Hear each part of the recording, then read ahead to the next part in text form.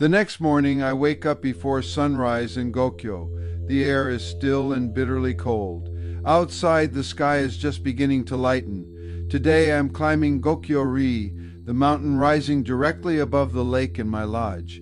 At 5,360 meters, it offers one of the most spectacular viewpoints in the entire Everest region. I begin the climb in the early morning darkness. The trail rises steeply right from the start.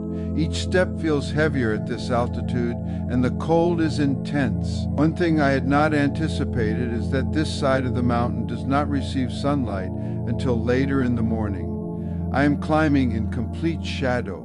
Even with high-quality thermal gloves and inner wool layers, my hands begin to freeze. The cold cuts through everything. I have to stop again and again, rubbing my hands together just to keep feeling in my fingers. When I look down, my skin has turned a pinkish red from the cold. The climb continues slowly, step by step, breath by breath.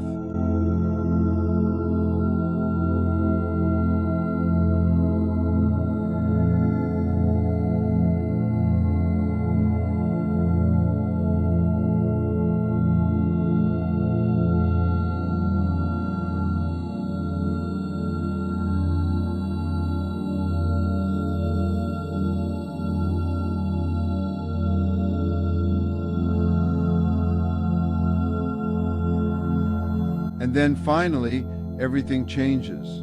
As I reach higher ground, I step into the sunlight. The warmth is immediate. Under another deep blue Himalayan sky, the cold begins to fade, and ahead of me, the view opens.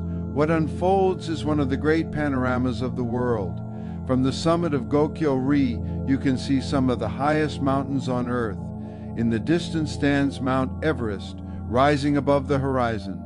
Nearby are Lhotse and Makalu, their massive faces catching the early light. Further across the skyline is Cho Oyu, marking the border between Nepal and Tibet, and dominating the foreground is Cholatse, one of the most striking peaks in the region. All around, the Himalayas stretch endlessly in every direction.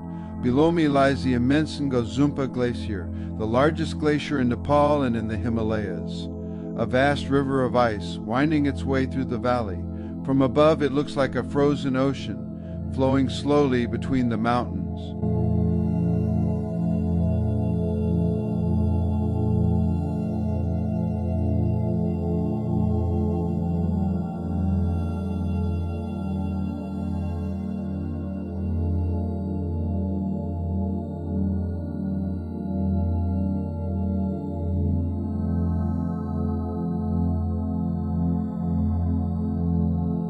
The scale is difficult to comprehend. Standing here in the sunlight, surrounded by the highest peaks on Earth, everything feels still.